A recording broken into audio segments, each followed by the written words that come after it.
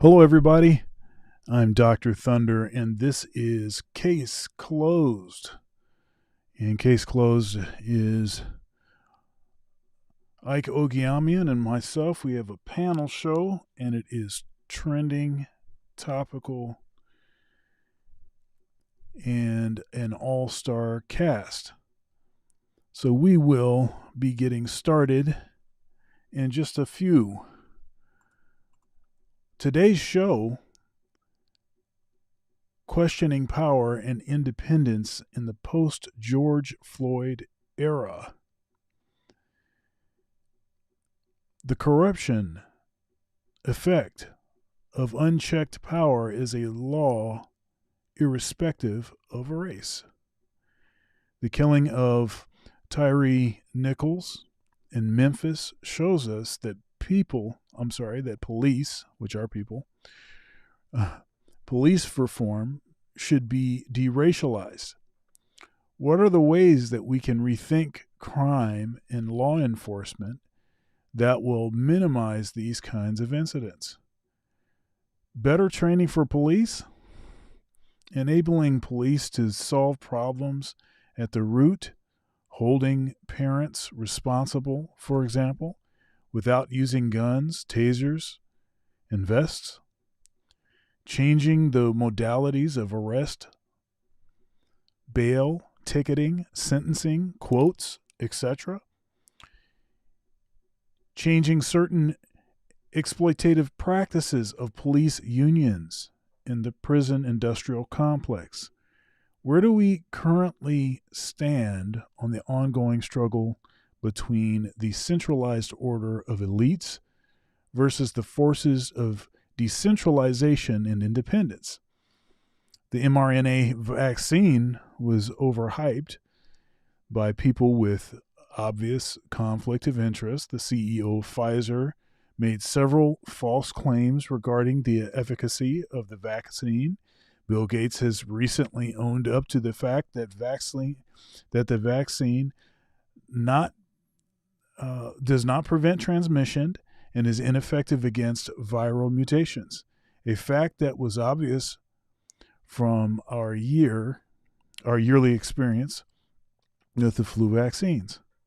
What does the appearance of Rollo Tomassi on Dr. Phil say about independent media? This and much more we'll discuss with an all-star panel on Case Closed. Let's go.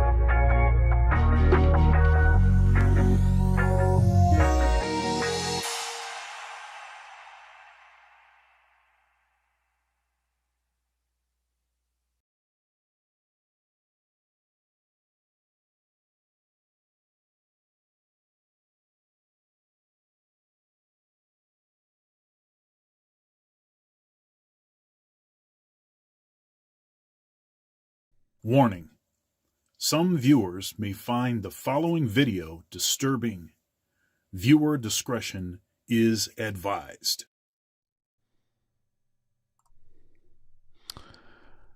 What's happening, everybody? How are we doing?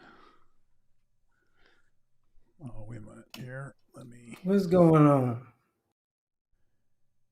Okay. What's good? What's good? Yeah, 1 second here. I'm having some trouble with. What is this? Yep, he should be here.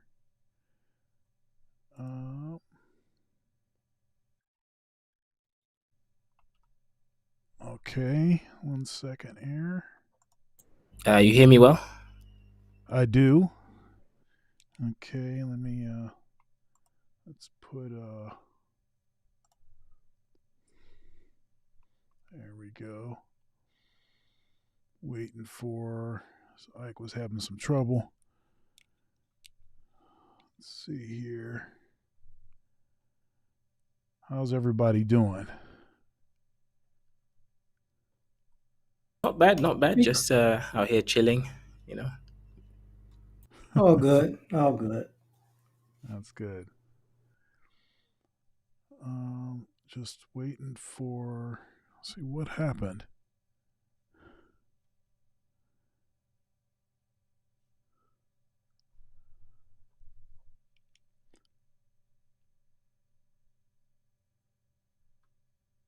Here, I'm gonna turn the countdown back on just to give Ike a little bit more time.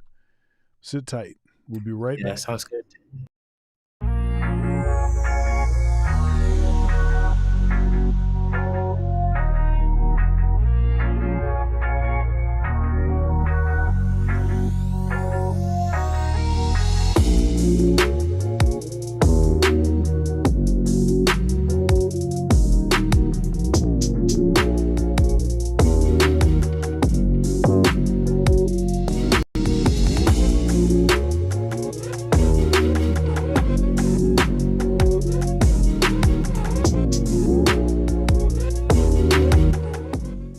All right, I think we have everybody here now. All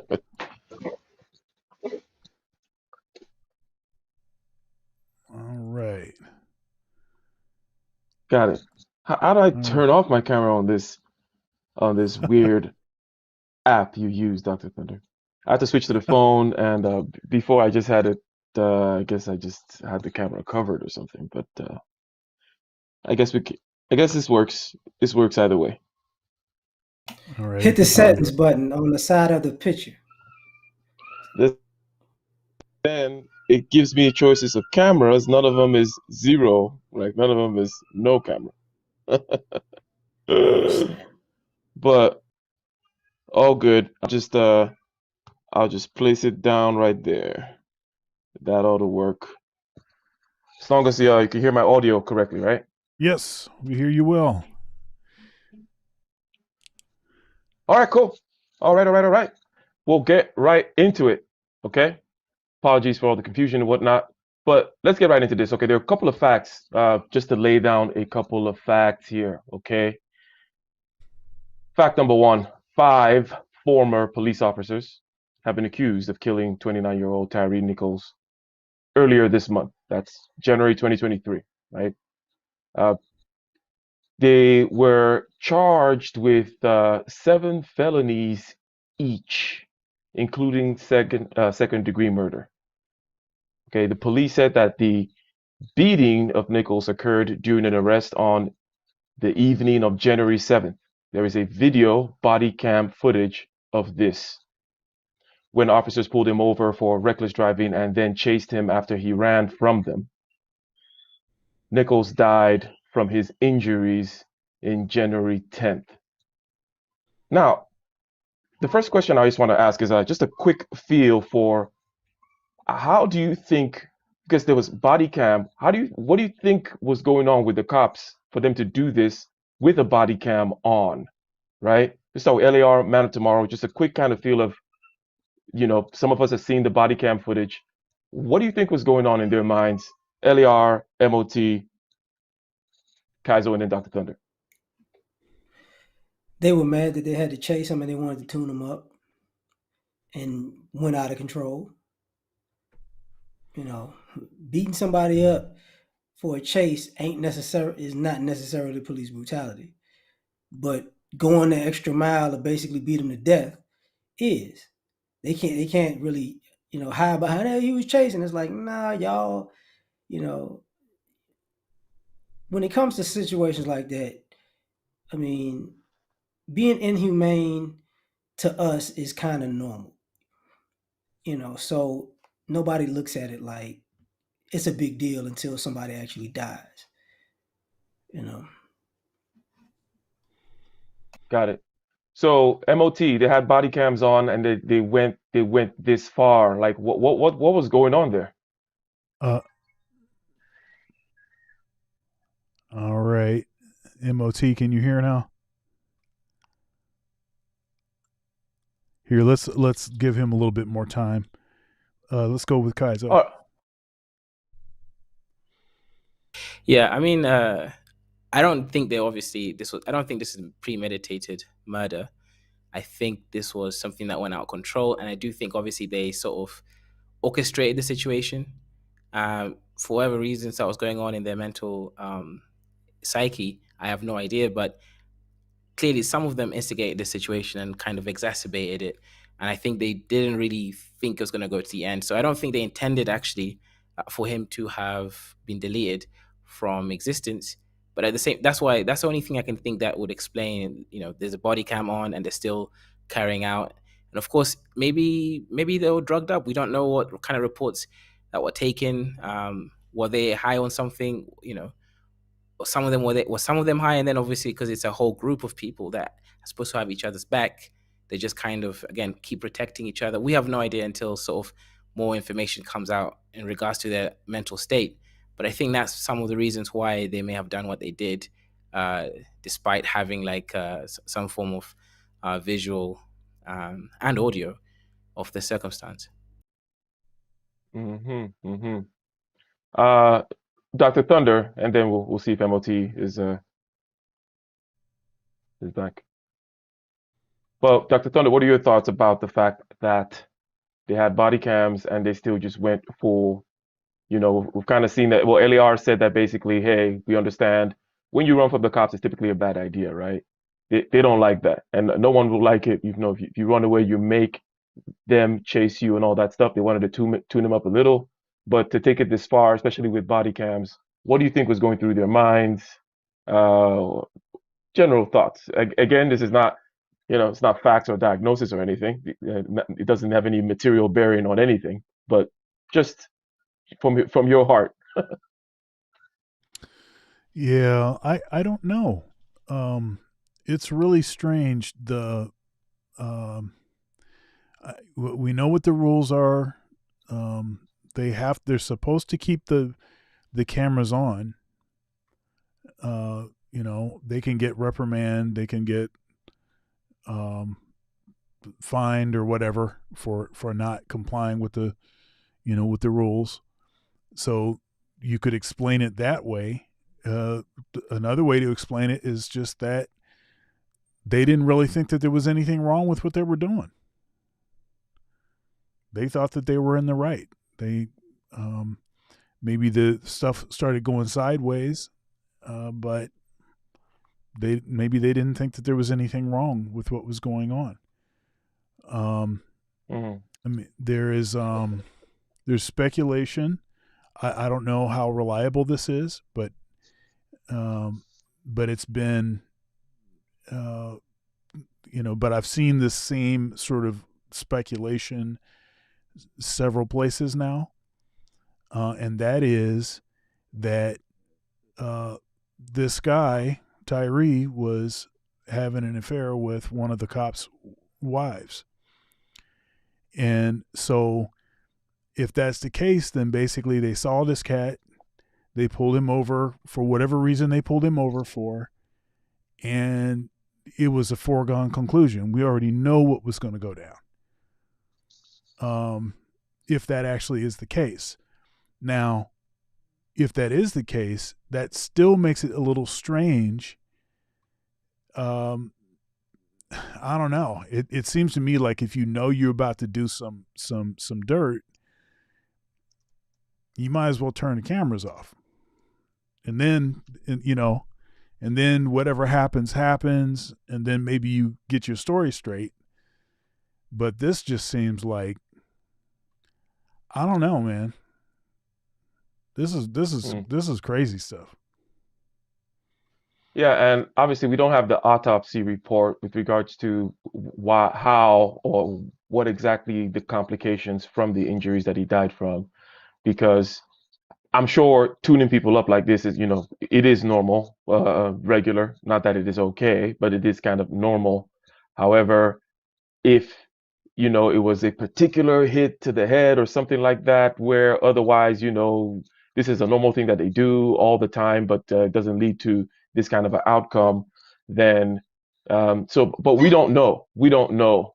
Obviously, it wasn't like the case with George Floyd, where there was kneeling for a prolonged period of time, and also with George Floyd, it also came out with that with the fentanyl and all that kind of stuff. So we don't also know the Nichols' state. We don't know why he ran, right? Because from all accounts, seems like a upstanding citizen. Even though now I'm just going out of it. Even though that always seems to be I mean, they always show the picture with the guy in a in a three-piece suit. It, it I um mean, him yeah. running was a prerequisite for what happened. I mean, his spirit knew, you know. Yeah. I saw. I watched what other folks watched, and when I was looking at this, I was like, I would have ran too, man. I mean, Mm, I'm not. I wouldn't have ran from the jump. I probably would have, you know, uh, complied with whatever was going on. They were being rough with him right from the jump. It was totally bogus. But if mhm, there was a possibility to comply more, maybe. But once he started getting like, the spray to the face, and random brothers was just running up on him, and getting some licks in and all that kind of stuff, I'd be running too. I mean, because it's mhm. like at that point, it's like, dude, it doesn't matter if Yeah, yeah. what's right and wrong at that point. It doesn't matter if these are police and you're supposed to do what they're telling you or not. If they're going to kill you, if you think that they're going to kill you, then yeah, you got to. What you supposed to do? You got to get out of there. And man, Oh, I'll tell you, man, that man, it's not mm. supposed to be like that. And these are brothers, man. These are black cops. This is on Okay. a different Uh, level. Since when did that make a difference? That never made a difference, did it?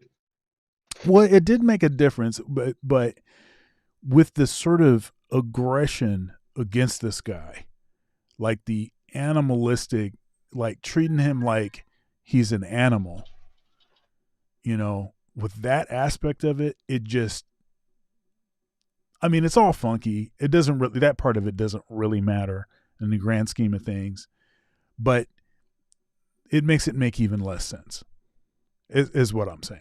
Well, let's stick on that on the racialized aspect of it for a second here. And the question on the table is this: the speed with which the charges were brought to these cops, the speed at which they became former officers, and all these other kinds of things. People are obviously making the comparison between this and the George Floyd case, right? One way to look at it Mm-hmm. is, well, this is progress. Okay, that if you deracialize it, you say, well, the cops now know that when they mess up, they got all eyes on them. We have the whole body cam situation, which is a relatively new, a relatively recent addition to police policy as well. One way to look at it is like, okay, this is progress. Well, another way to look at it is, oh, you see, when it was white cops, they took their time. Now, granted, this is also another thing is why it's not a good comparison. I guess I'm showing my hand here it's not a good comparison from a strictly empirical point of view because this is a different police department, right? Different police department, different area of the country, all these other kinds of things, right? So it's hard to make that comparison unless you have kind of like a nationwide study where you're looking at similar incidents ever since George Floyd. We haven't had enough time or enough incidents or enough kind of spread throughout the country. But the question still remains, LAR, what do you think about the fact, is it legitimate to say, hey, since they are brothers, as Dr. Thunder said, they threw the book at him quick. Now the book is not completely thrown at him yet, but charges were brought quick and all this kind of stuff. Uh, or is this just, hey, this is the new normal that we're in now, and there's no need to bring in the racial aspect? What are your thoughts? Them getting fired and getting locked up and arrested or whatever, that's normal with black cops. That's normal. That's the same thing happened with the African dude that shot the white chick in Minnesota. The same thing happened with the black officers that shot the white dude in a police chase actually in Louisiana. When black cops kill people, they get fired and go to jail. That's pretty much normal. When white cops do it, nah, not so much. Or they get short in length of time if they get locked up. The brothers aspect, yeah, because honestly, we try to, and I hate to say this, but when it comes to us black people in America, people try to put too much sauce on people's inhumane treatment towards us, even if it's us. It's like it needs to be a perfect situation where Jesus needs to come down and say, "Stop! Now that was wrong. He's smoking. He's drinking. He got cheated on." It don't have to be all that. It don't have to be all that. Honestly, the man got jumped by 5 people. If you ever got jumped before, if somebody tells you to chill, you're probably gonna get snuck by somebody else. Just because they're police officers, if you're watching them do this on camera, that's what they do. The issue with it being quote unquote brothers is they know this already. Not only do they know this, I would bet they're old enough to have kids or nephews or brothers who they say, "Hey, listen, if you're in this situation, do this, and it should work out."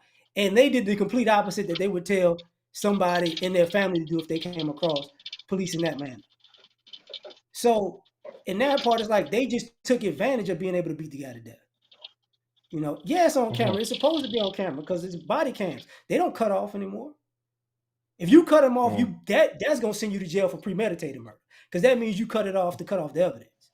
So if the guy wound up dead, everybody's been locked up for life. Right. But yeah, I mean, I'm here. Can y'all hear me? Yeah, we can hear you now. Sorry you're having trouble with that, man. Okay. Yeah. No, so it was on the phone once I switched to my tablet at work. But go ahead. Sorry about that, LAR. No, go ahead, man, because you guys skipped the last round, so I'm done. You do your thing. Yeah, so MOT. All right, so what's simple? Go ahead. Yeah.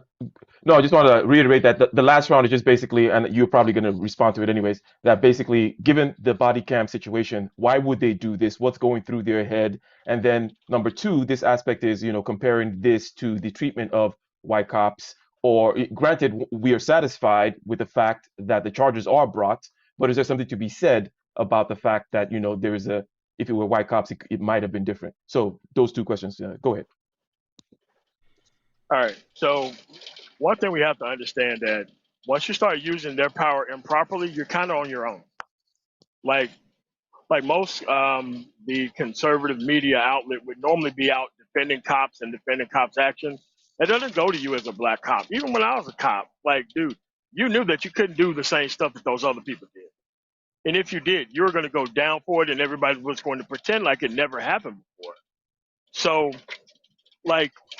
they still have cameras on their cars that still pick up the audio and some of the video as well. I mean, even if they turn their actual cams off, because I'm familiar with their police department, by the way. So even if they were to turn their cameras off, the actual cameras that are on the car is still running. And they still would have picked up all of the actual audio because, that's how that kind of works for DUIs, is that, they have you do all this stuff in front of the camera in front of the car. But in this type of situation here, we have to treat these people like trained professionals. And when trained professionals use their training improperly, and there's a bad outcome, they got to go to jail for it. Now, what this does do is it gives all the credence to what we were saying the entire time. I knew something like this was going to happen, where there was going to be a Rodney King style situation with all black cops on scene, and everybody gets it when it's black cops, not white cops, but black cops.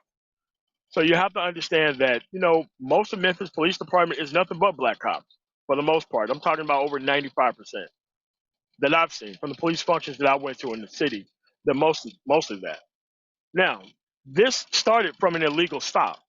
They performed a felony traffic stop on somebody that they didn't run the plates of or anything else. If you looked at the interview with George Stephanopoulos and the actual police chief, she even said it herself with the cameras that's set up around the city, because they have it timestamped so where they can follow the cars that was following him around town, and they can see themselves whether there was some reckless driving. They said that there was no reckless driving. So they just targeted this dude, pulled him out of the car, did whatever they did. But now it comes into question, how many times have they done this before? Have they done this before? Really? And it's like, we get the professionalism argument when it's black cops, but when it's another demographic of cops, even if it's Asian, we want to cover up for those people. And yes, they should have been charged. Like if if this person was a civilian and there was a beating that happened and that's actually on tape, what they would actually do is they would charge them initially with aggravated assault, and the moment the person dies, they get murder charges. But most of these investigations to announcing charges take 6 and 8 months. It don't come within a couple of days. That's what's strange to people. But I'm like, that's the process, though. We know what happened. We have the video of what happened. Charge them. That's kind of what we have. Yeah. Hey, MOT, I wanted to ask you this follow up. Now, I've heard Kaizo, this a few times. what do you? Here, wait one second, Ike. I've heard this a few times now, and I don't know how reputable this is. This could just be totally just speculation, but I've heard it from multiple locations. Now, especially given that it seems like they were just trying to find some bogus reason to pull this guy over because they didn't have a legitimate reason. Correct. What I'm hearing is that this dude was having an affair with one of the cops' wives. And so that's why they chased this dude down. And it's a foregone conclusion what was going to happen. I don't know if I don't know if there's anything to that. I don't know if it's actually true or not. Is that something that you've heard? I have heard that, but when I was going to do my actual analysis, like next weekend, I was going to leave that out, because you have to understand that getting subpoenas from these phone companies are not going to come as quick as the charges. It could take 6 to 8 weeks to get the actual phone logs and records and text messages and all that kind of stuff. So I don't, because they just picked this dude out of random nowhere and did something very specific to this person that they didn't have a reason. So there has to be some underlying reason. That probably is most likely is the reason, but they better hope that that's not part of the reason too. Because if it is, these guys are super. I mean, these guys are going to get life. These guys are going to get life. Yeah. And they need to get life and not be sent to the cop ward inside the prisons. They need to go to general population like everybody else. But I have heard that. And if that is the case, then a lot of people are in a lot of trouble, not just these 5 people. Because that means that guy probably had an illegal GPS on his car to find him. Like, this just doesn't stop. If this guy is targeted, there's a way that they found this specific guy. And it ain't because we was just looking for a specific car. They probably put a GPS locator on that dude's car without his knowledge, and that's how they caught up with him and found him, quote unquote. But you're gonna know what the timeline is way later on. But right now it's too early in the investigation. But that's how quickly those things can go that way. So. Yeah. I see. Dr. Thunder, or you can hear me, right? Sorry, Yeah. I've moved to a bit. We got you. Yeah, I moved to a better room now. African struggle streaming.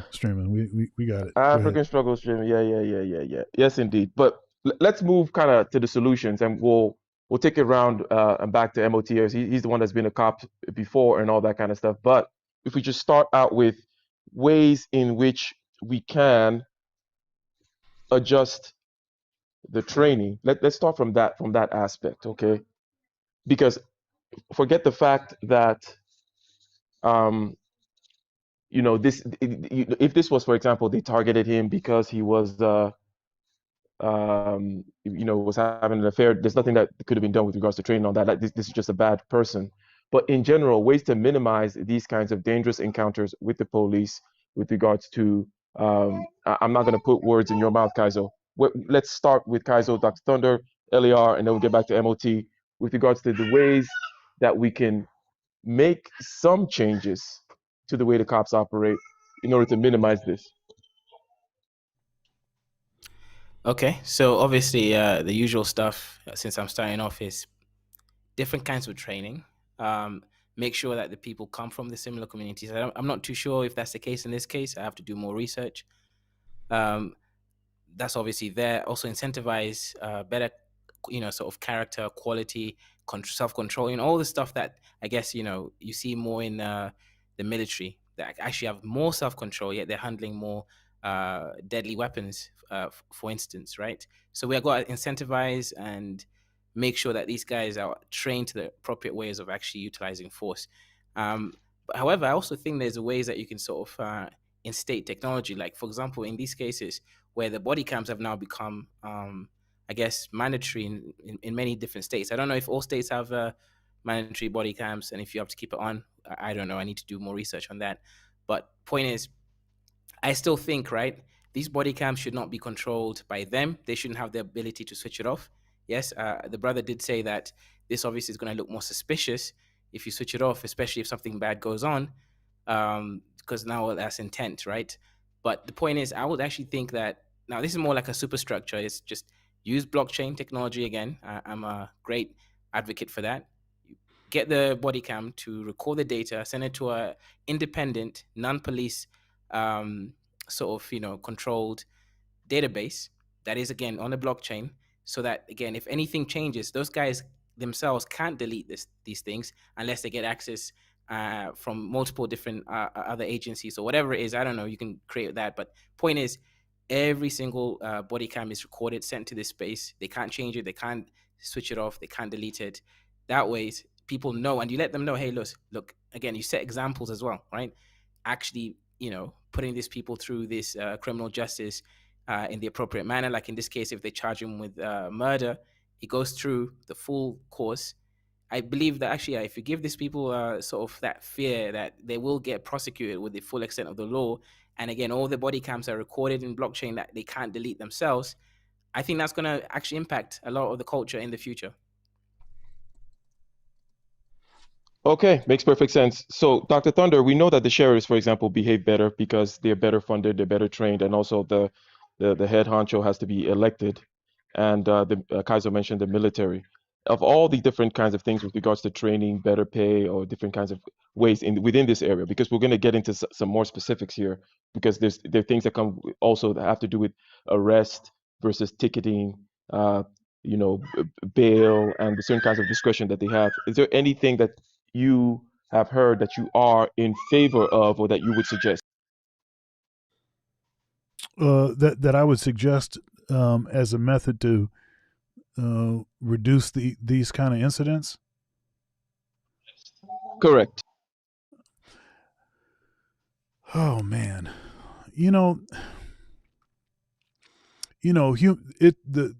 human being thing is that's rough.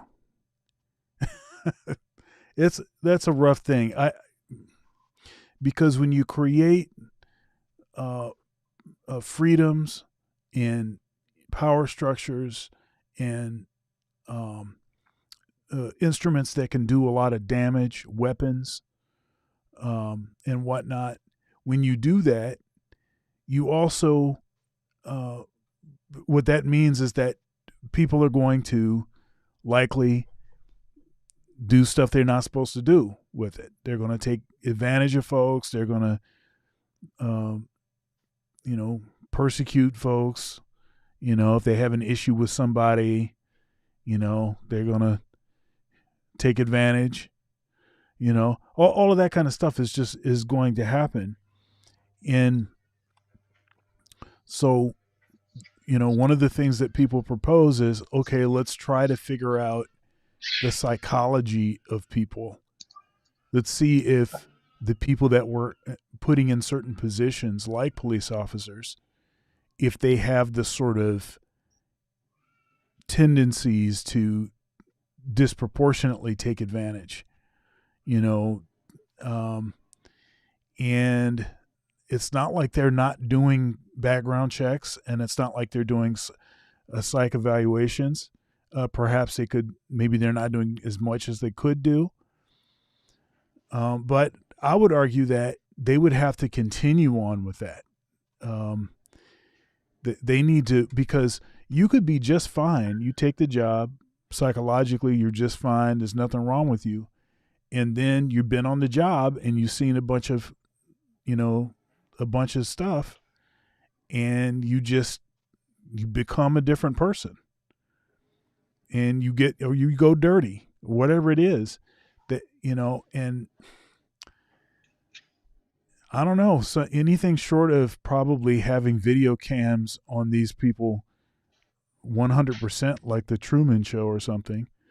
I don't know. I don't know how effective, because I think people they can sort of fake it for the test. Oh, okay. I think that makes sense, and that is still within the training realm, because there are people whom are better kind of scrutinized and better trained for de-escalating, and it's part of their job, and that also the material circumstances surrounding their job, where what are the tools that you're given, what are the things that the tasks that we saddle you with, which we'll get into. But LAR, your general thoughts here with regards to what you would support with regards to the way that the police should be reformed, retrained, such that these kinds of encounters don't happen as much. Because it's not just purely a racial thing, as we can see here in this case. The solution is actually to do what all the other communities do: destroy their lives personally, whether it be legally or illegally. The system is the system. The training is the training. It's um, when it comes to racially, other racial or ethnic groups can actually hide behind the legal system and the law, because they have, carte blanche to do certain things, or the media will spin it a certain way. If we do it, it's completely out of pocket. But once you enter into a realm, if you're in an authority position of doing criminal behavior, then you open yourself up for a criminal response. And I think us as a people, the vast majority of us aren't criminal minded, but it's kind of like having a correctional officer who's dabbling in contraband. Your job gonna get your head, and them guys that you bring a contraband to gonna get your head one way or the other. And sometimes you got to make people unsafe. You don't get to go home to your family and go out to eat and have a steak and have a beer. You're gonna get pulled up on like they do to everybody else. And then you go, I'm an officer. Who cares? See, people forget that even when from my childhood to adulthood, there were certain neighborhoods in America that even cops didn't want to go to, because it was a no-go zone. Your badge ain't gonna save you here. And guess what? Those people knew how to act all of a sudden.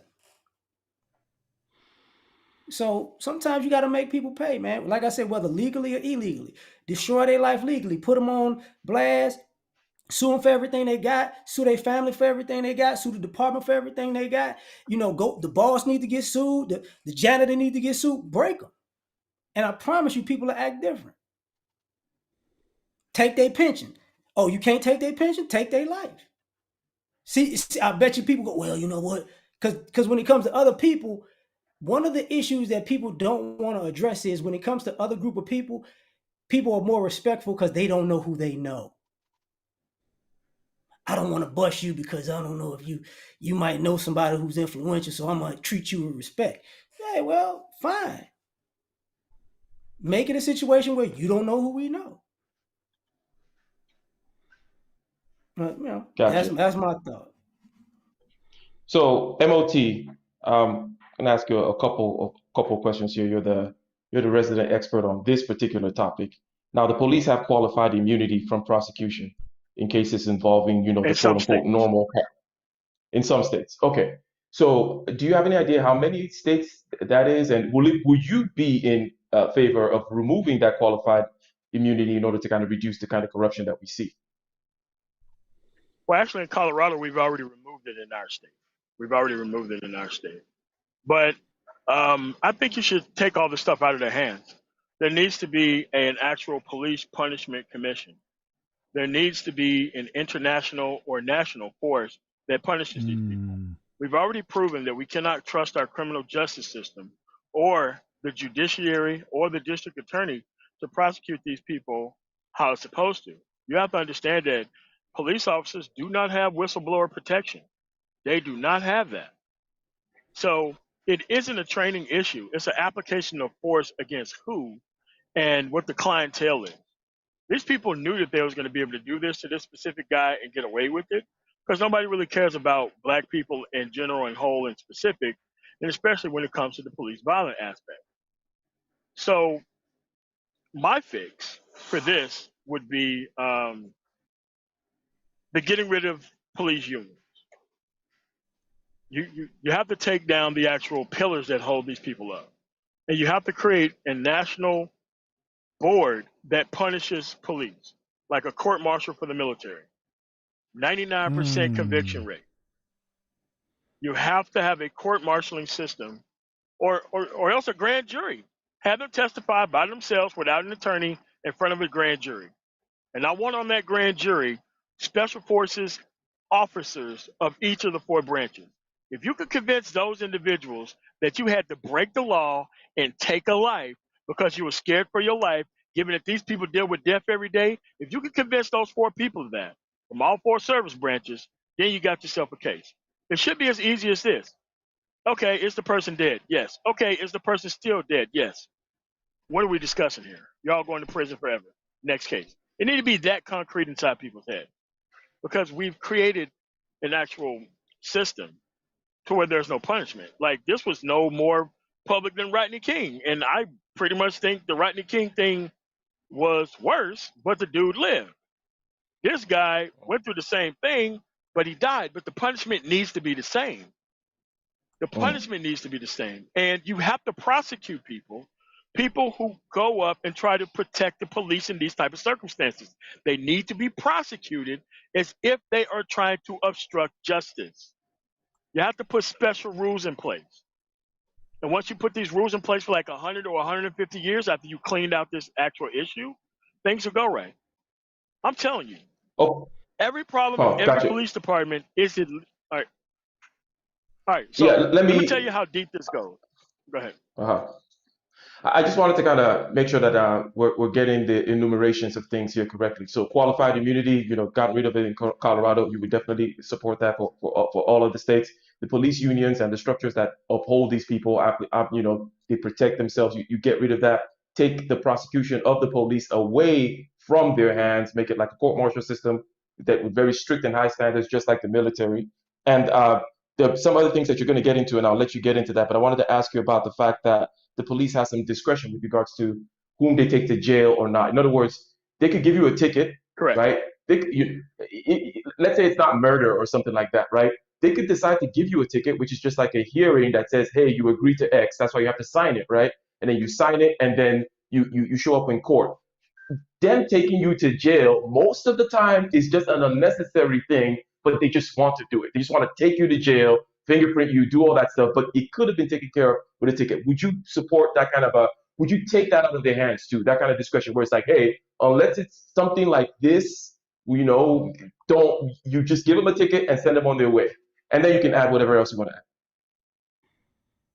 Correct. I would take that away from them because they go to these poor communities. They know these people are cash strapped, and they know how much it enrages a person to be taken to jail for some BS reason. That is an unneeded escalation that don't need to happen. And every single time you take somebody to jail for any type of nonsensical reason that could be easily handled by a ticket, you're putting your life needlessly in danger, but they do it because they get kicks out of vacuuming people off the street, putting them in jail, getting them into this bail system where they have to pay even more money when all this stuff can be solved with one simple court case. But Hmm. for the problems with the police department, they are at least 20 years old as the oldest person who is in that police department. When you interview for being a police officer, they're trying to make sure that their power is being protected first. They don't really care about what you're doing after that. They want to make sure that their power is being protected, that they're going to give you access to. If you listen to all the questions that are being thrown your way, it really isn't about right or wrong. It's about, do you want to protect this power, and are you going to do what you're told? Most of that do what you're told stuff is about towing the line. And without whistleblower protection, you have nobody to complain to. And that complaint is going to go right to the person, and they're going to know who filed it. And then all of a sudden, you're going to be railroaded out of your department and lose your career. That shouldn't be able to happen. I mean, even in the military, there's an inspector general system that you go through to get investigations started on specific things.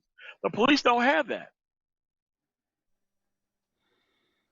Got it. Makes sense. I want to shift gears slightly here, but going to make one round again around this police thing and end up with MOT. But basically, it seems that Kaiser now, it seems that based on what MOT is saying, okay, we have to break up the handling of our problems. And let's say, for example, the homeless problem is thrown upon the police, right? The problem of a guy shoplifting is thrown upon the police, and then they have the discretion to, in poor neighborhoods, take them to jail, as opposed to, hey, you could just write them a ticket, or you could take him to their parents and have a word with Mr. Smith in the house on the hill, and then they take care of it that way. But it would then also require that the cops are narrow in what they're supposed to do. But you're then going to have all these other agencies, let's say, that deal with other things and de-escalation, blah blah blah. uh, Kaiser, your thoughts with regards to, and you perhaps can look at, talk about the system in the UK and certain other places, how you break up the things that are now mounted on top of the cops in terms of what their responsibilities are, or what we look for the police to solve. Is it, and then when we get to you, Dr. Thurner, I'm going to ask you about, whether you would approve of such a, because this is going to be more government spending, not that that's a bad thing, but is the government itself even, shall we say, can they handle this kind of responsibility? This is probably why they've thrown everything to the cops, because they cannot handle a mental health system and all these other kinds of things. But Kaiser, from your experience outside the United States, how would you envision these social problems being taken care of in a way that it is taken care of in the house on the hill with Mr. Smith, where they talk to the parents and all these other kinds of things? And it seems like people have training and common sense. What are your thoughts on Yeah, so before I go there, I would like to say that America is unique simply because America has guns, right? So at every single interaction between a police officer and a civilian, there is a threat of violence from both sides.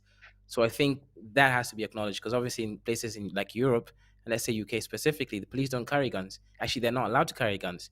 Only special SWAT-like police are allowed to actually carry guns, and that's after they've been called, after they already sort of surveilled the area. There's actual threat, right? So the situation obviously is very, very different. And what that means is, even if, let's say, you train the police better to respond to homelessness, to respond to mental health issues, someone's high on meth, so their behavior is erratic, of course, better training is going to allow them to identify this kind of behavior.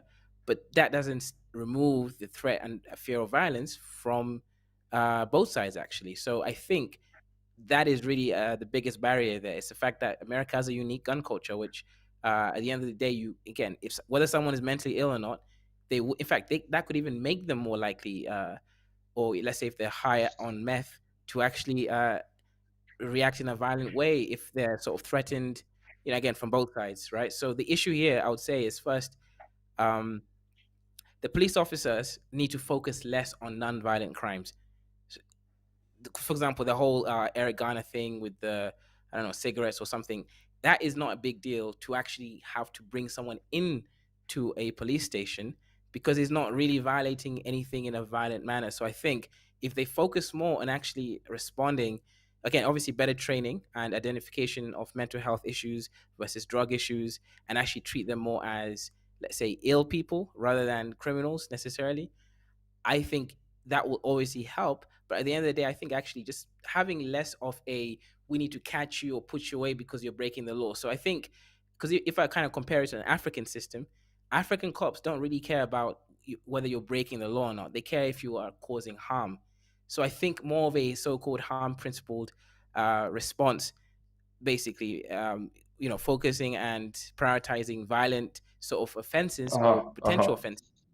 I think that might actually reduce some of these circumstances. Because if you notice, a lot of these unarmed, obviously they are unarmed, right? That's part of the problem. Is that the police feel this need of just complying with the laws and the powers that avail them to that kind of response, as opposed to kind of looking, well, hang on, what's going on here? Is it necessary for me to bring them in? And if so, through a violent way that can cause escalations, or can I give them a ticket, um, make sure that they sign it, and then obviously, or even give them and just record you giving it to them and them actually acknowledging, there's various different ways you don't have to have that direct confrontation, and basically also analyze that relevant to, let's say, because obviously stop and searches sometimes catch things like drugs or other stuff. So look at it, make sure it's data driven, like, okay, what's the chances on the area and all that stuff, just letting them go and then giving them a ticket that they turn up at court, a better response than actually focusing on a non-violent, again, encounter. That's what led you there, and then you just escalate things and Yeah, yeah, create these yeah. issues. I like that you bring that, and I want to ask Dr. Thunder something real quick. But I like that you bring this thing up because coming from Africa and noticing that the cops, especially when you get in your car, it's like once you get in a vehicle, it's like the opportunity for them to just dig in. The fact that the cops have to look at insurance, and people say, "Oh, but it's important." But I say, "But should the police, should the guys with guns and vests and tasers be the ones responsible for your tags and your insurance and this and that, and then it could go from, oh, my tax expired to now I'm No, dead. it's not Like, relevant, should right? it? It's like the Yeah, taxpayer coming to your house with a gun. It's a non-equivalent sort yeah, of exactly. It's like the IRS shows up with weapons drawn and all that kind of stuff. Like, you typically don't do that, right? It's treated differently. Now, Dr. A Thunder, meter maid, a meter maid or something should take care of most of that kind of stuff. ex- exactly. In Not Nigeria, they have not traffic somebody with a police. gun. Yeah, not with a freaking Exactly. gun. Exactly. So Ronald Reagan had to, after years of abuse in terms of the mental health system, where, you get locked up, perhaps, you know, uh, uh, can they have consent? Can they not have consent? That kind of thing is in question. But there was a lot of abuse going on in these places where people were locked up and, electrocuted and lobotomies and all those kinds of good things. That, in addition to other things, led Ronald Reagan to kind of get rid of that stuff in California. And then it was also gotten rid of, when he was the governor of California, it was also gotten rid of nationally as well. And ever since then, there has not been a real way for us to take care of the of this mental illness problem, because the homeless problem that people talk about, for example, it's not a real homeless problem. It's a untreated problem. People whom are addicted to things and also just mentally ill. That is the issue. And whom gets to deal with this? Okay, we just send the cops there, and then we throw them from one hospital to the next, and then they're back on the streets, this kind of thing. Maybe you get a 5150. Okay, you're not a libertarian candidate, but what would be the libertarian stance with regards to, if you take these things away from the cops, like, what are the ways in which we address things such as the kid whom is hungry and decides to go shoplifting or something like that? What kind of social service worker does that? You just mentioned traffic cops taking care of certain aspects of things. The kid that's going over here doing something, perhaps it's going to be some other agency with some other trained personnel. The mental health institution, what would that look like in terms of what makes sense to you from a libertarian perspective, if there is such a thing, Dr. Thunder, and then we'll move on to the next topic. Yeah. So first of all, everyone, like the video, like, share, comment, subscribe, become a channel member where you'll get access to all archived videos. Support black male media, support independent media. Super chats enabled. Super thanks for the replay gang. And you can also support Cash App, Venmo, PayPal, Dr. Thunder Music, all one word. Spell out the word doctor. Interacting with the public when you have to penalize them or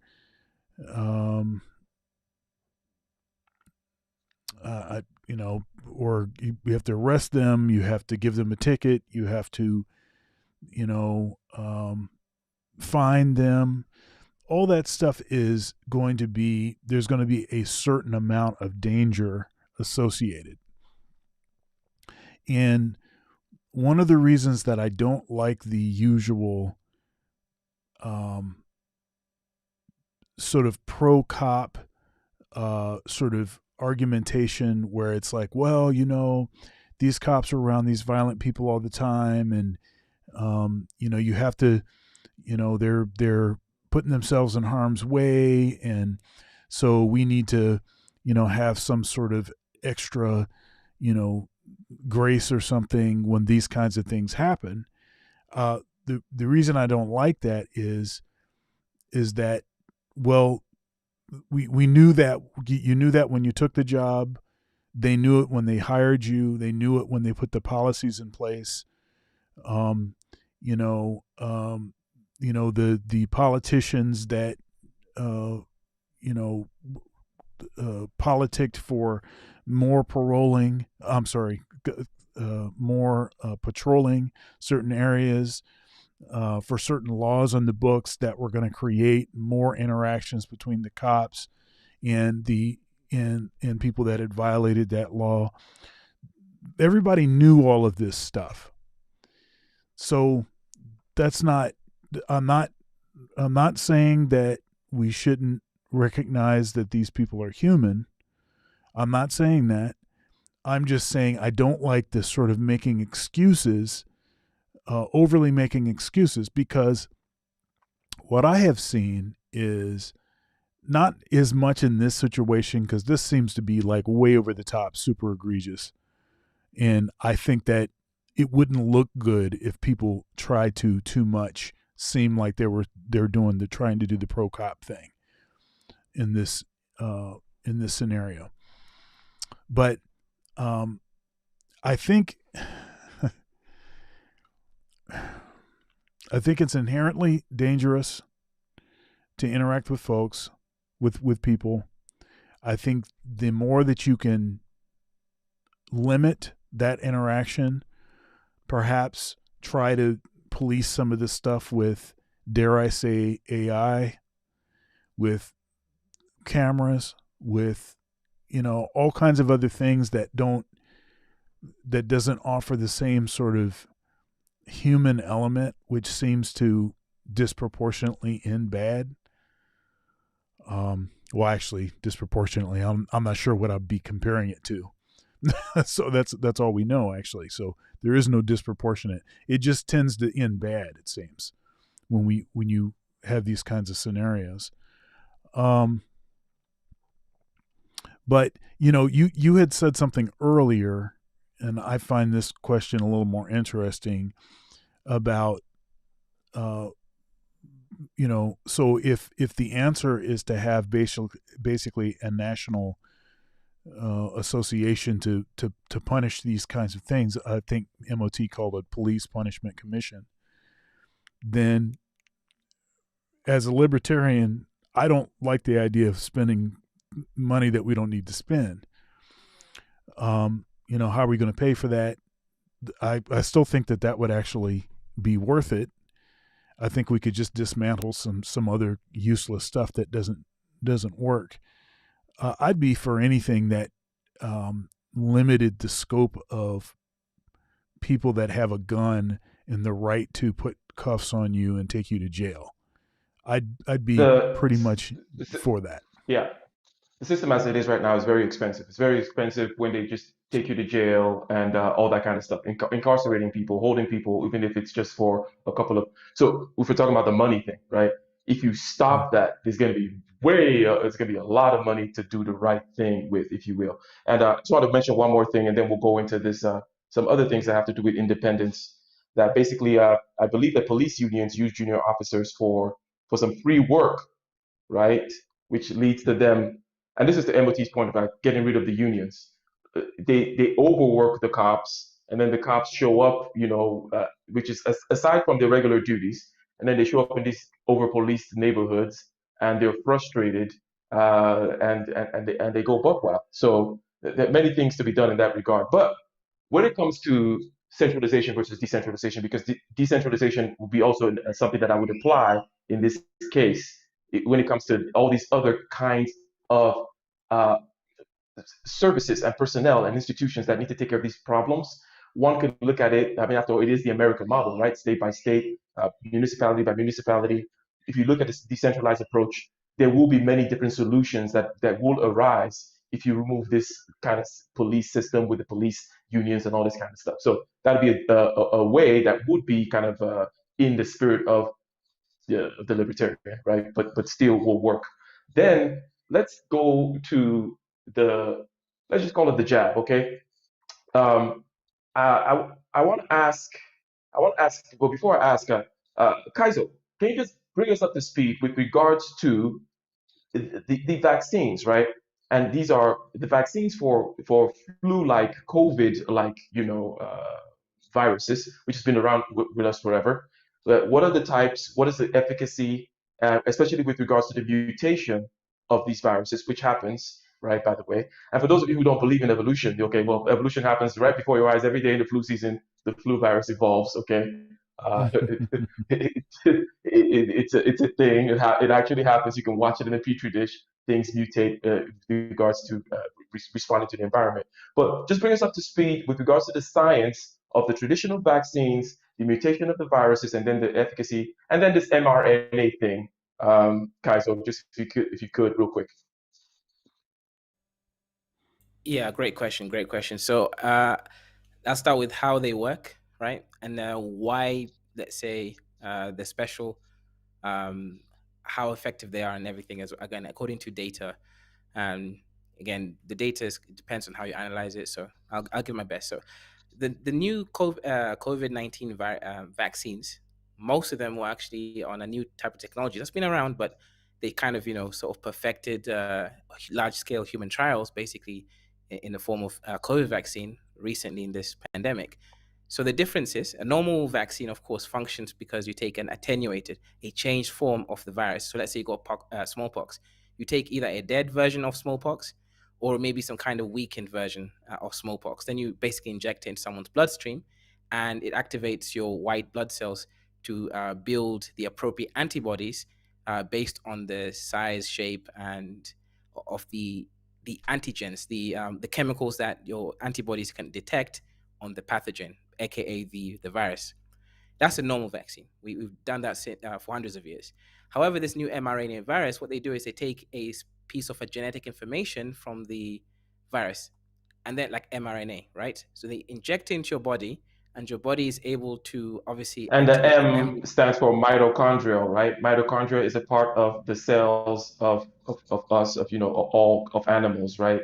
That is a different. It's almost like a cell within a cell, so it has its own genetic information as well. So the M stands for Exactly. mitochondrial. Right. Go ahead. So what that means is actually when it's injected to your body, it's not going to interfere with your own bodies. So it's only going to last for a short time, and it's not necessarily going to go start interfering with your own cells functioning. So it's not going to change the way your own cells do things. So yeah, so they inject this piece of DNA again from the virus, but this DNA just codes for the antigen. So the in the COVID specific case, it's a spike protein, the antigen that's outside of the COVID virus. Of course, then they inject this into your body starts producing the correct antibodies. So the rest of this, how it functions, is the same as a normal vaccine. The only difference is they're not injecting a dead thing into you or some kind of weakened version of the thing. They're actually injecting the genes of it, and then they're hoping that your body will make the correct antibodies and will have a memory of it for the next time, aka should last longer. You have more immunity for even as so-called mutations.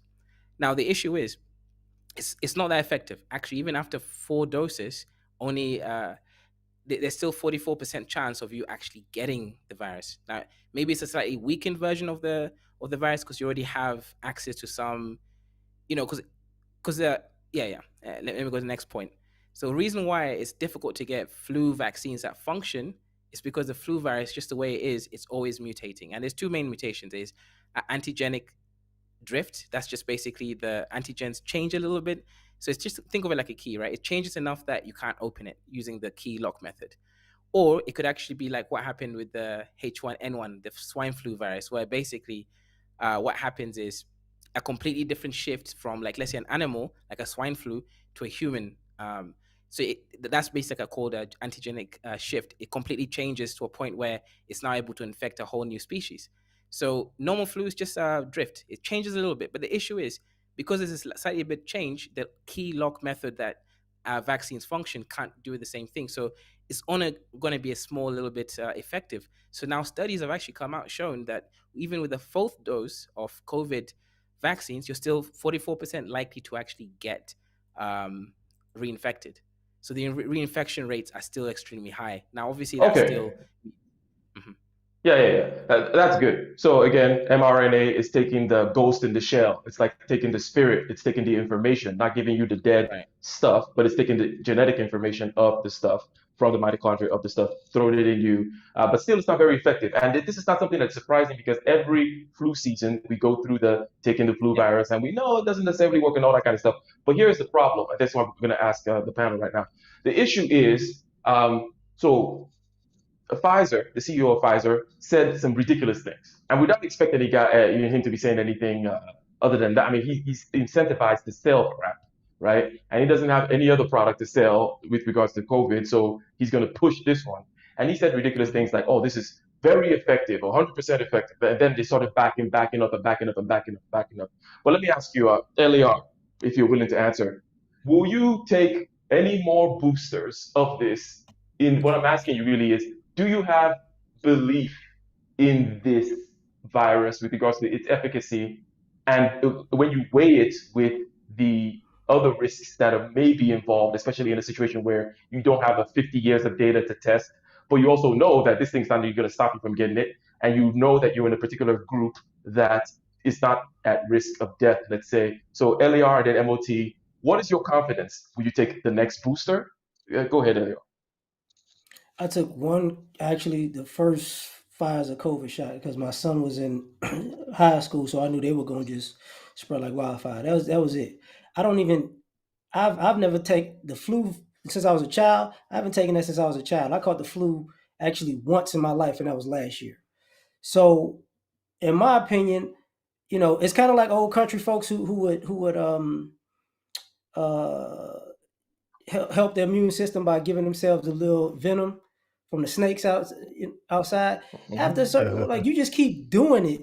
Like, for what? At this point, it's just selling you a product for money's sake.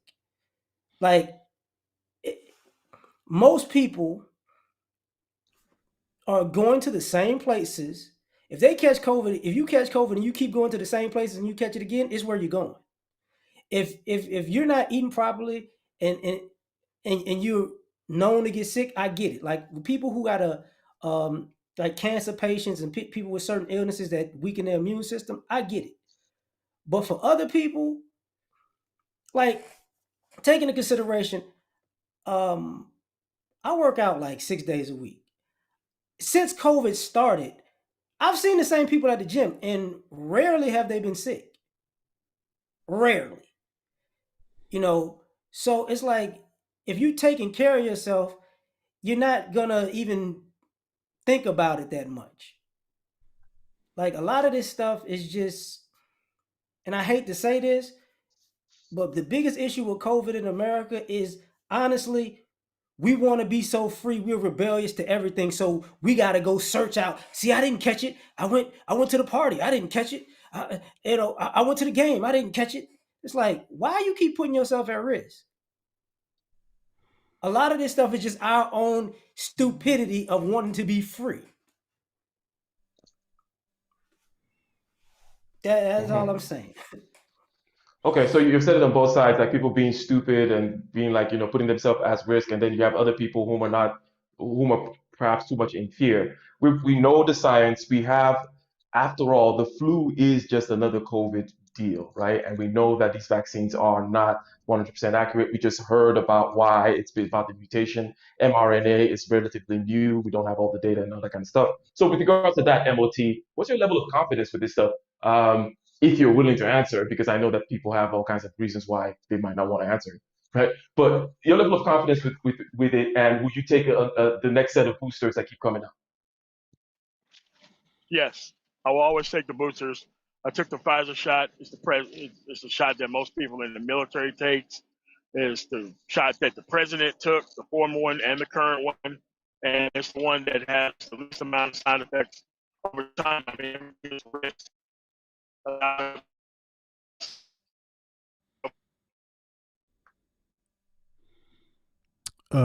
You're breaking up, MOT.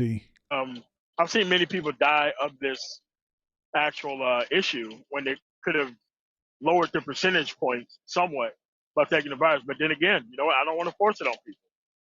But at the end of the day, if a company or corporation or specific public place don't want to take that risk with you, then they get to put restrictions on you. Now, if you don't go any place, if you stay at home most of the time, I mean, you know, your risk mitigation factors are nearly or at zero, and you can pretty much get by without having it. I want you the option to have it, but I also want the options of companies to not put other people at risk immediately. Like how you get treated in the Veterans Administration when you start coughing is you don't like that treatment because they don't want you coming in there getting everybody sick, and especially when the vaccines are for free for us, you know, for the VA. I mean, I can't speak for other organizations outside the Veteran Administration, but yes, I will continue to take the shots. I will continue to take the boosters until they come up with a better answer and solution.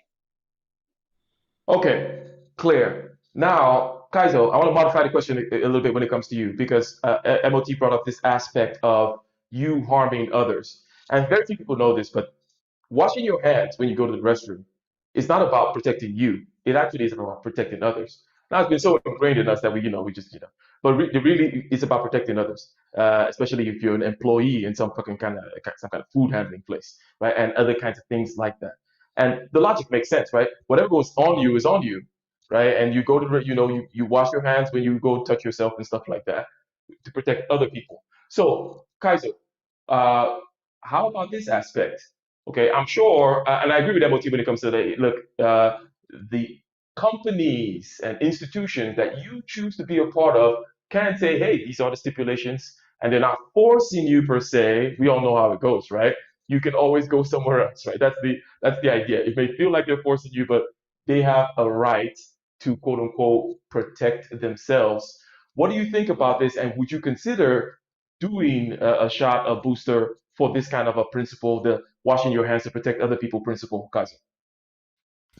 Right, right. So for me, I never took any shots or anything like that. Reason why is because I looked at the numbers, people from my age group, all the demographics in terms of health were actually, less likely to, suffer mortal consequences than the flu, for example, which is actually the reason why Nigeria was the highest flu death per capita in 2017.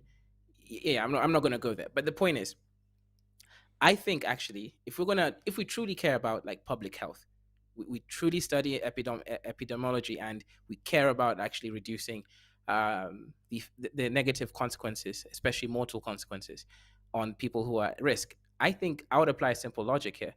First, we know that it's not that effective. Yeah, it's still effective to some account in terms of statistics, right? Of course, the statistics are a little bit better. This is like the Pfizer and stuff. The Chinese one is extremely extremely dusty. That thing doesn't work. They've actually had to basically put people back into full lockdown again, right? Like early, like a couple months ago. I don't know if they're still doing it right now. So what I can say here is this, right? If I was someone in charge of public health, I would say everybody who is not within the risk demographics is allowed to go out there and do what they want. Everybody else who is at risk should lock down. For example, I'm talking about like if things get bad, right? So everybody else should go, who is at risk should be locked down. People who are not at risk should be able to go and work. What that allow means is you can actually get higher chance of them getting herd immunity, and actually the virus will spread less once they already had it, healed from it, and the people who are again at most risk, they're protected from it. So I'll kind of do more of that, like allow those who can and are willing to go ahead with their normal jobs, and then those who basically can't, based on any sort of medical or other conditions, they should be the ones locked down. I think that would make more sense for economy. make more sense also for mental health, because a lot of the issues that we didn't discuss here is that actually a lot of people also died from mental health issues, or people went into mental health conditions that they couldn't and still have not recovered from. So in general, I'm more of a libertarian approach here. I say, yeah, those who are at risk, they should be locked down or rather segregated in work offices or at home or whatever it is, and everyone else who basically is either not at the risk population, they should continue to go ahead, because we know the Okay. numbers, the studies are everywhere. Okay, so MOT started out, okay, hey, if you are in a particular demographic or if you are segregating yourself, okay, fine, you do that. You're expanding now because it's not just about the vaccine. We're talking about the lockdown policies and criticizing the lockdown policies, and we're saying that the ways in which the lockdown policies could be taken care of more intelligently. Because this is important because it's one of those things where we all saw the kind of assaults on common sense that kind of happened during the pandemic, okay? So to sweep it under the rug afterwards, it's a little bit intellectually dishonest. So it's good to kind of just open up and say, okay, what are the things that we did wrong? What are the things that can be corrected? Here's what the vaccine actually is. Here's what it does. Here's the reason why it's not very effective. Nothing special. It's just like the flu shot, right? And so on. So in addition to what you said, Kaiser, because you're also in Africa where the demographic is such that I believe like the average age is like 14 years old or some crap like that, where people are really young. Yeah, so These things also have to be it's not taken in. influential Yeah, here. yeah, it's a different kind of a thing there. So, Dr. Thunder, you probably were, in the Ohio State University there. They make you take the shots, right? And you do have to keep on taking boosters. But let me ask you, and then would you, would you take more boosters? What's your level of confidence with this? Have you taken the vaccine? Yeah, unfortunately, yeah, I took I did the Johnson and Johnson, one and Well, done. you took the cheap one. Yeah, I did one and done, and then there's been no uh, forced compliance or anything to take any boosters. There's been encouragement, but no forced compliance. I've never, uh, I mean, I've not had it. I've not had you know, the cough, and um, and I've had no reason to think that I've had it. I've had no symptoms. Um, uh, I mean, it's possible that I was an asymptomatic case and didn't get it that for that reason. I also have not been a fan of flu shots, of the flu vaccine. I got the flu maybe once or twice when I was a kid. I've not had the flu since I was in my early 20s. I'm 48.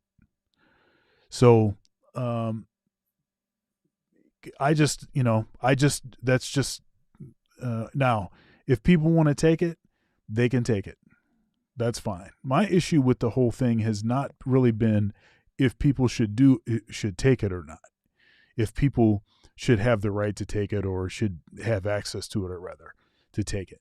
My issue is this sort of all of the bending, twisting people's arms, and now it's been found to be unconstitutional. Of course, it was all along to uh, take away a person's ability to provide for themselves and their family because they won't, bend the knee.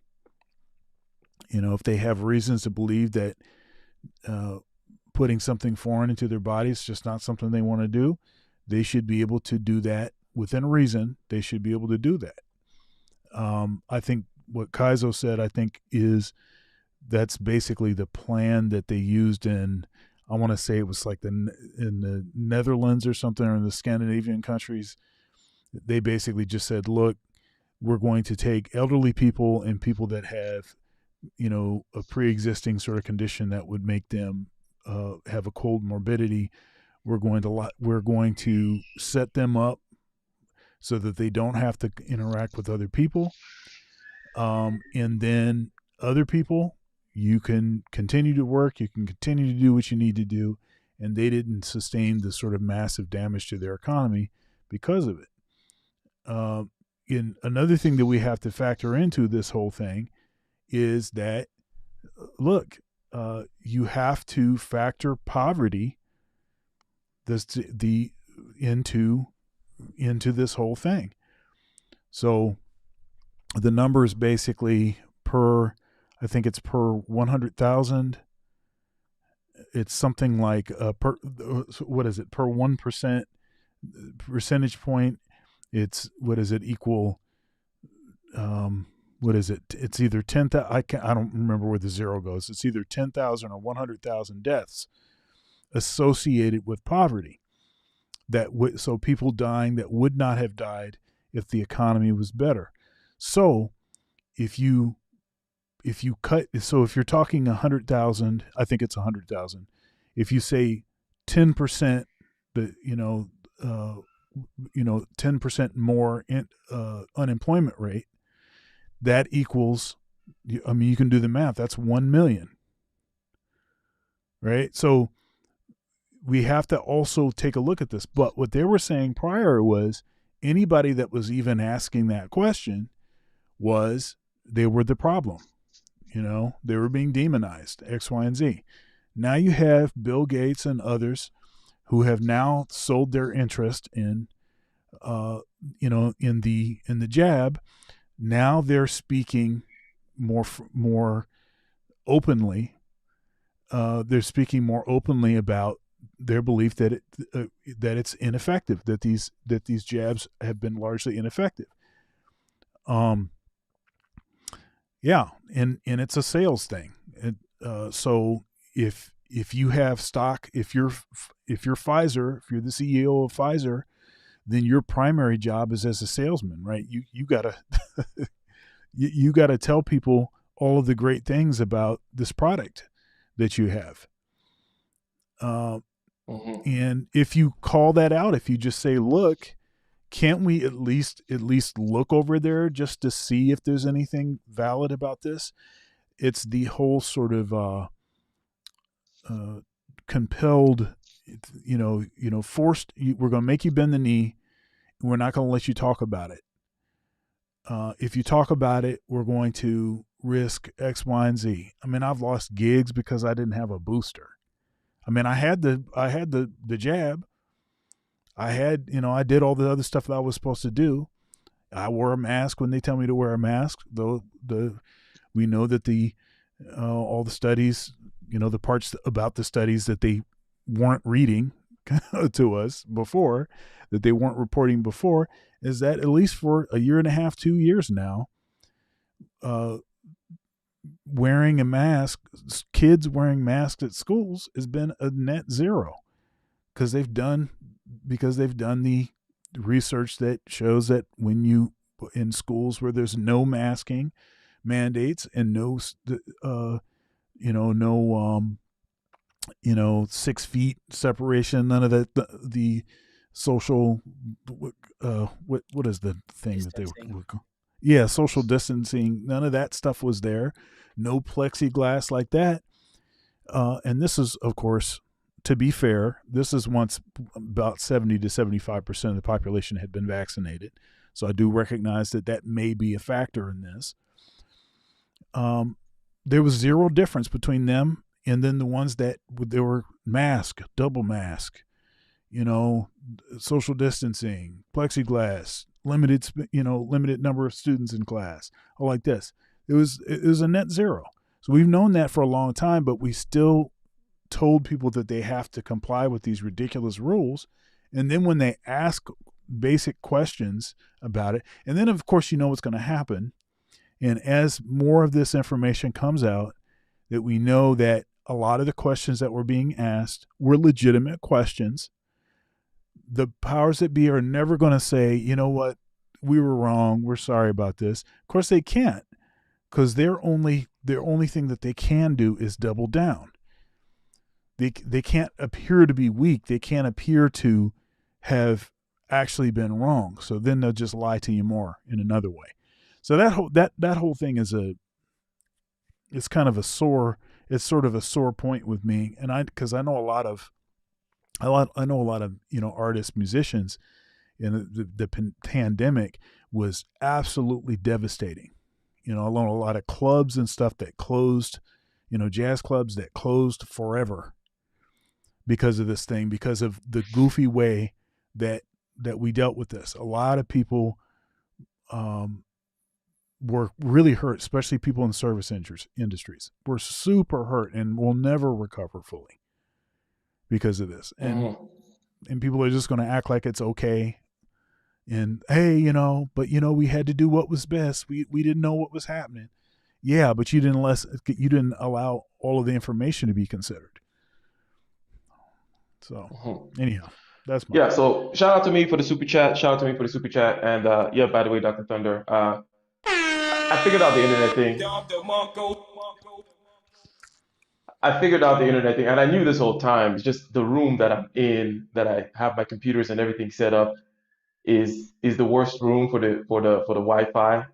But I think I'll start doing it in this other some other areas of the house, blah blah blah. But neither here nor there. The best thing that could come out from this kind of thing is in terms of the vaccine, and it's not really even about the vaccine. It's more about people recognizing the fact that groupthink is a real thing, and it doesn't matter what you do, right? It doesn't matter whether you take the jab, don't take the jab, or consider your employment, don't consider your blah blah, all that kind of stuff. It's the fact that people were saying things like, "Oh, you can't ask this question," and then 2 months later, that question became the official line, right? Oh, Wuhan, what do you mean the Wuhan lab? That's wrong. You can't say Wuhan lab. And then That's now it's like, oh yeah, it racist. probably It's came from the lab. racist. All that kind of stuff, the Kong flu, and shout out to. Anyways, real quick here. Let's because we're right there on time. Yeah, I But do. let me. I Yeah, hope we can mention a quite I was significant about to. event. Yeah, go ahead. But if I have a So, comment. Oh, go ahead. well, make a quick comment then. Yeah, see, as a scientist, I think obviously what transpired, it's great. It's great for research because now we have a world level research on how effective strategies of, uh, you know, vaccines are, right? Because obviously mRNA vaccines were not used at this extent, so there was not much data on how effective they are or strategies to make them more effective. So actually, I think this is great for the biotechnology future. 100%, 100%. Because the worst thing that could happen also from this type of thing is that people just then become Alex Jones, right? So there is a balance here, right? There is one is like, hey, you notice the fact that this kind of crazy group thing happens and people just say ridiculous stuff and the Overton window keeps shifting. But it doesn't mean that you should then just go into full conspiracy. I don't believe in science. They want to control us and Right. chemtrails and all Yeah, that I kind of don't get stuff. those people. They're That'll insane. They're th- insane. that'll It's like, be oh, that'll be a tragedy. Yeah, yeah. So, cool. So, uh, Mr. Rollo Tomasi, right, uh, showed up in Dr. Phil's show apparently. Now, he said for a long time that he wasn't going to do that, from what I recall, because I think he was asked to do this. And the way he was presented there was the godfather of the manosphere. Okay. That's what he was Yep. called. And that's not his doing, it's Dr. Phil. And they want to put somebody out there and say, hey, look at this guy with his hat and his long hair. He's the godfather of the manosphere. And these weirdos on Reddit and pickup artists and whatever, what's going on with them, right? That kind of a thing. But it does say something about, and this is the question as to A, what does it say about independent media, and B, what do you think about quote unquote manosphere being represented? Dr. Phil's not national news or anything like that, but manosphere being represented either by him or by anybody else. I don't know if you watched him or how you think he did or what was said. I thought it was rather innocuous as to the fact that it wasn't crazy because they later on had a panel of different people and they talked. But starting with LAR, what are your thoughts about this? Comment on the independent media aspect of it. What does this mean? Is it in terms of decentralization and all that kind of stuff? And in that vein, does it matter then if this decentralization is happening and YouTube channels are getting more views, some YouTube channels are getting more views than Fox News? Okay, then does it really matter that you go to Fox News, right? And then presenting somebody as the godfather of the manosphere. Just your thoughts about that. Let's go around the horn here real quick. Starting with Eliar.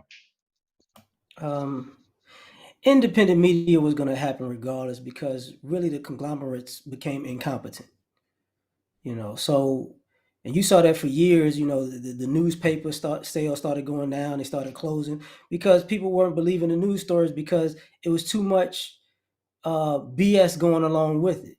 So when people were given perspectives that were better than the news on these same news things, it, it, it was over with. And it's a good thing because uh, be, journalism has been compromised. So it's I hate to say it this way, you don't have you don't need to be truthful or talented to be a journalist anymore. You just have to say whatever you want. So guess what everybody else is doing? I can say whatever I want to. So that's what happened.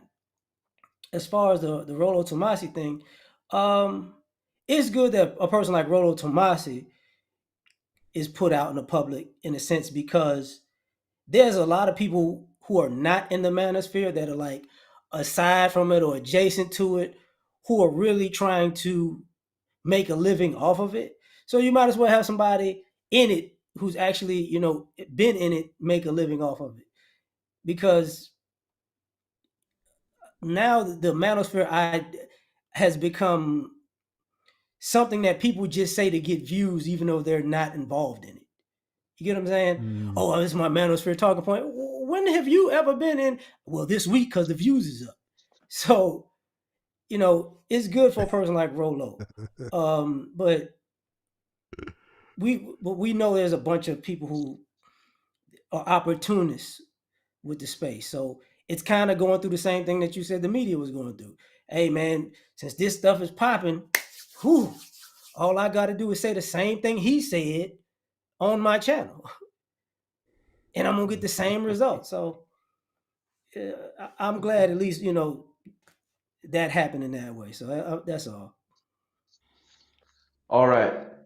MOT, Rollo Tomasi. I think, well, yeah, LAR, what you say that makes sense. At least he has a couple of books out which are actually readable and make sense. Now, he's no Jordan Peterson, but that'll just be throwing shade at him. But the thing is, he actually, his books are well researched at a certain level, right? At a certain level, and they make sense. And he is well spoken. He's not some crazy person out there. And he is a manosphere person. That's what he has been doing the whole time. But MOT, what do you have to say about this? I knew about the actual interview. I didn't watch it. My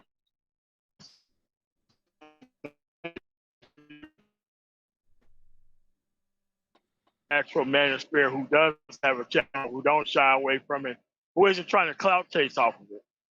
I would trust that he probably did pretty well because he's pretty well researched. I don't like what he does most of the time, but that's neither here nor there.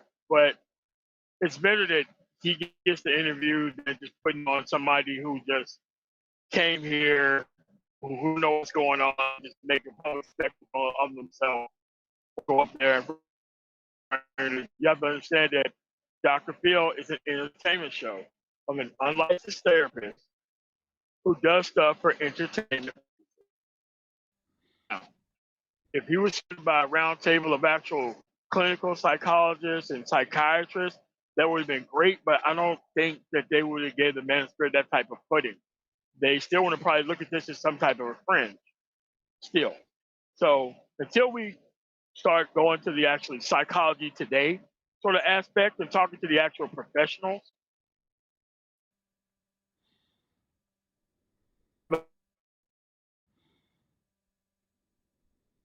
Oh, now you're borging real bad. Yeah, you're breaking up pretty good. Couldn't hear that last bit that you said. But let me just rephrase from what I gather is first of all, agreeing with the custody LAR that disputes that could yes, break up families and all this other stuff. Like nobody is with the actual policies that turn these things into this. Like nobody is fighting for that, but people just want to be seen somewhere for their own benefit. Okay, I guess that's great, but we still got problems we got to solve here. Okay. So towards the end there, you're talking about the actual work of like with policies, child custody, perhaps, where the rubber meets the road, right? Things that have to be done in order to change the material effects, the laws, and change the money that goes where the money goes and where the money doesn't go, those kinds of things, right? That those things have to be done, and those things will not be done on the Dr. Phil show for sure. And that the Dr. Phil show, yes, it is about an entertainment, and as I mentioned earlier, you want to bring this guy out and say, hey, look at this, and show the ham and eggers, right? Let's show the ham and eggers a weirdo, right? Oh, look at this weirdo over here. It's one of these weird guys that he's leading. He's the godfather of these weirdos in the internet, that kind of a thing, right? But it's not uh, a panel of serious psychologists, let's say, going through the issues and whatnot. But still, shout out to Rolo, the best person to have been put out there, not a cloud chaser, but somebody who has been in this thing for the longest and kept on doing this. Uh, Mizzo, what are your thoughts about Rolo Tomasi showing up on the Dr. Phil show? I mean, this is great for his sort of potential audience retention from a whole new market. So obviously, I think that's a good thing for him and his sort of brand. However, I know the kinds of people that do watch Dr. Phil. I know some high IQ yet sort of more Matrix like people. You know, people that are sort of bought into the Matrix. It's not just entertainment. They actually kind of again, it just reminds me of that whole Truman Show feeling. That's the kind of people there, right? Us people over here in this space, we're a little bit more aware. We dislike each other sometimes. We have beef, but generally we can kind of see when the wool is being, fleeced over our faces. But I guess the same circumstances, he might be able to wake up a few people. He might be able to kind of make a few people think twice to go dig deeper into the rabbit hole.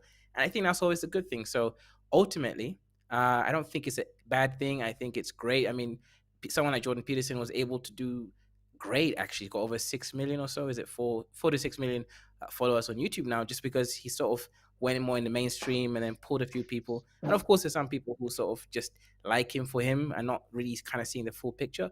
But yeah, I think generally this is a good thing. Some people are going to wake up and kind of, maybe even save their lives. Wake up, possibly save their lives. Jordan Peterson being drawn here as a parallel, even though the Psychology Association in Canada, I believe, wanted to bring him back for retraining. This is someone whom perhaps Yeah, could but be argued to be the most. that's more so for his recent involvement in the whole trans stuff, which he really shouldn't have been doing a lot of videos about. But yeah. Yeah. He does kind of get stuck on certain things, and then people then use that as an opportunity to take him to re-education camp or something. But okay, very well put, very well put. And then Dr. Thunder, you could take us out with your thoughts on this and also close the show. But I just want to kind of reiterate what we've talked about. Okay, 5 former police officers, okay, from Memphis, have been charged with several felonies, including murder, right, of Mr. Tyree. And we talked about how ridiculous it is. We talked about some very substantive things with regards to the reform of the police, breaking up the unions, and there's some of the bad practices that they have, because these are institutions that have been around for a long time and they're kind of rotten. After all, we're not talking about a capitalist let me not use the word capitalist because that triggers some people. But we're not talking about a market system whereby, oh, there's a lot of competition and or like a democratic situation where, oh, the sheriff, for example, that has to be voted in and voted out, where there's responsiveness is my point. The police departments don't have to be responsive. They only have to protect themselves. And they have this union that protects themselves. They utilize officers in a way that doesn't make sense.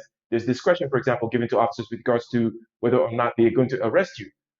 You should take away that discretion away from their hands for things that are non-serious. They should just be giving you a ticket. You signed the ticket, and this is where you show up at court. Okay, that arrest thing, taking you to jail, and then put in a bail situation, and you pay money, and then you're ruining your life. Your car gets impounded. You can't get the car out of the thing. Some of us have been through that, right? I've been through that a couple of times in college and whatnot, right? Like, your car gets impounded. A couple of now you can't pay the impound thing, blah blah blah. All this because of tags.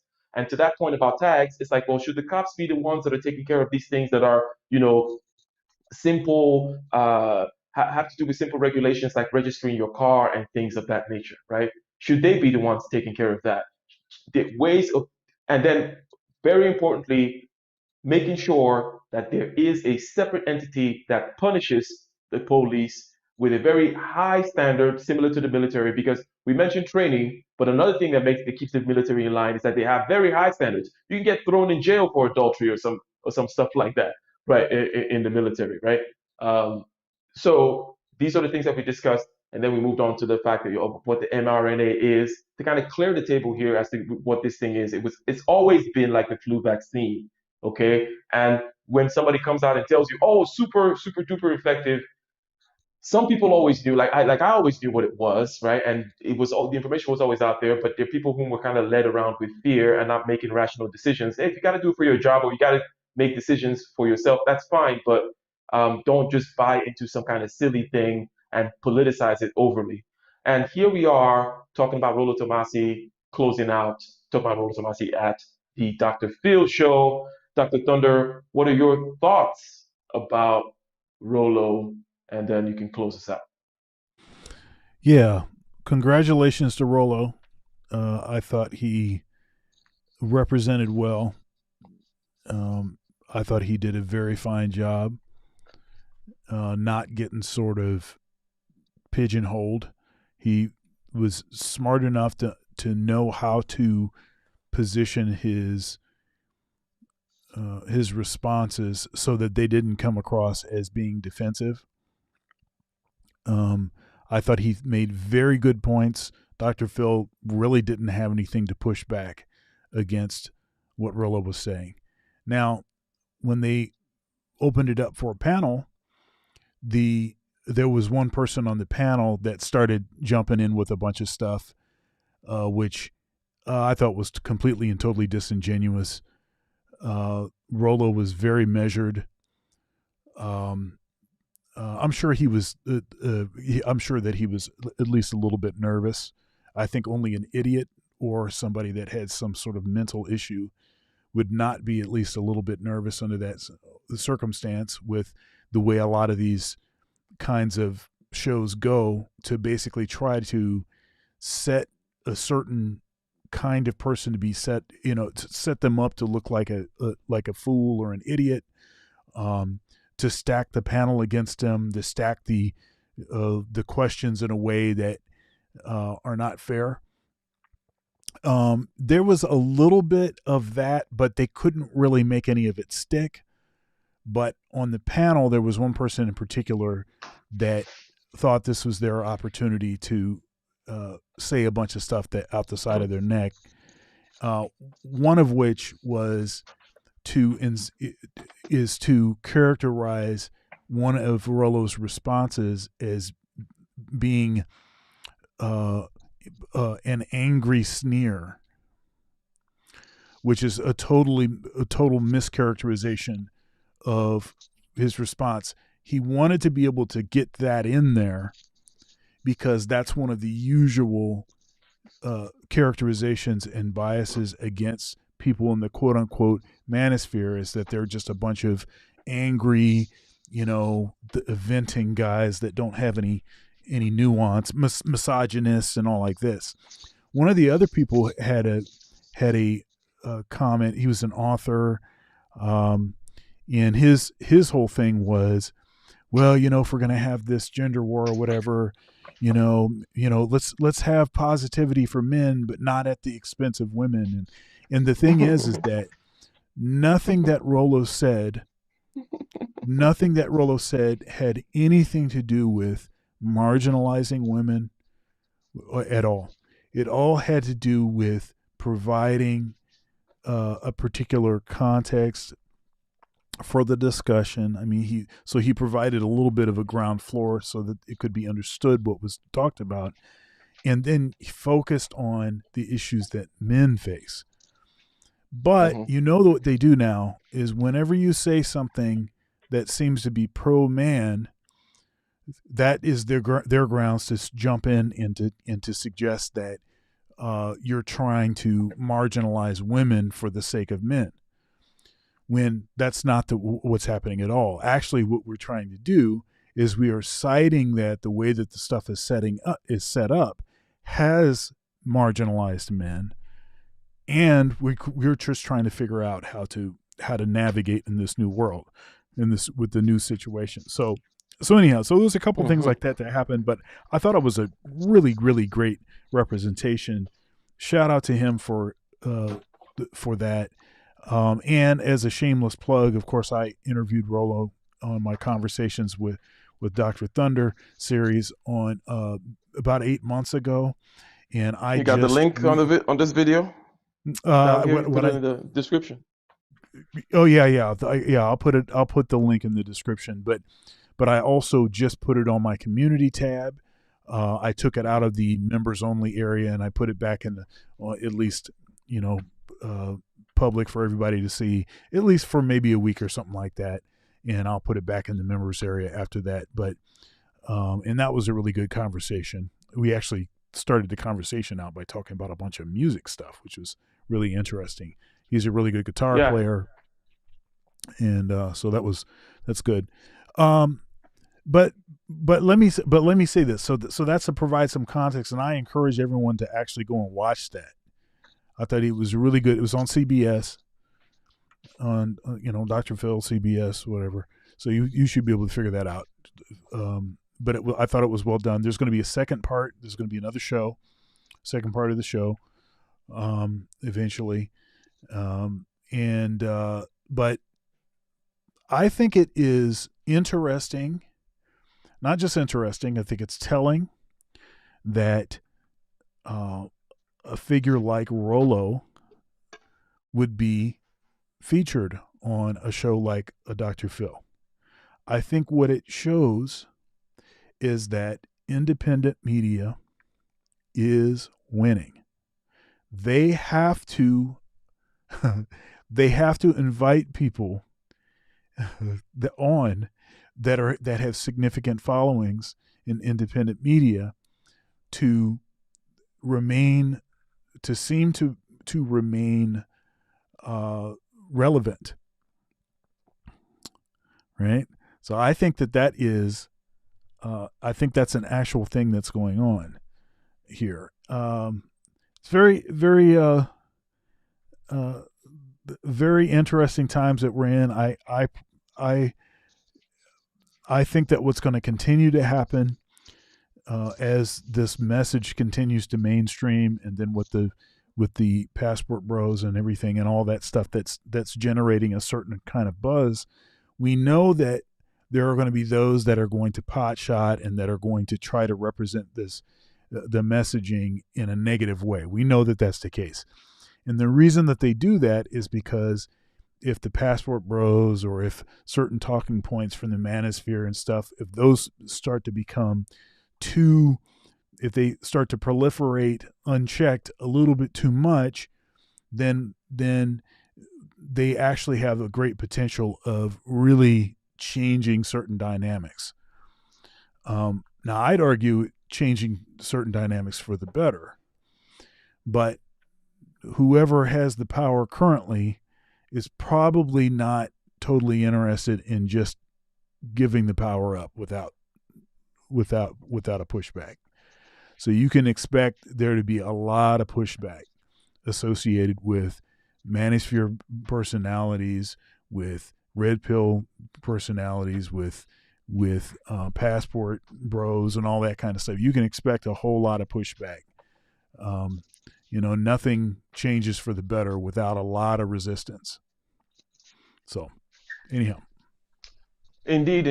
Before you take, I just want to comment real quick on something that you mentioned there with when you say men, then they say, hey, this is a way of marginalizing.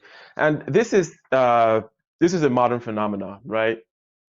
Because the spheres of men and women were always kind of clearly demarcated and separated in the past, let's say, or in other, shall we say, more traditional societies, or societies that respect division of labor, societies that respect hierarchy and things like that, always had that separation.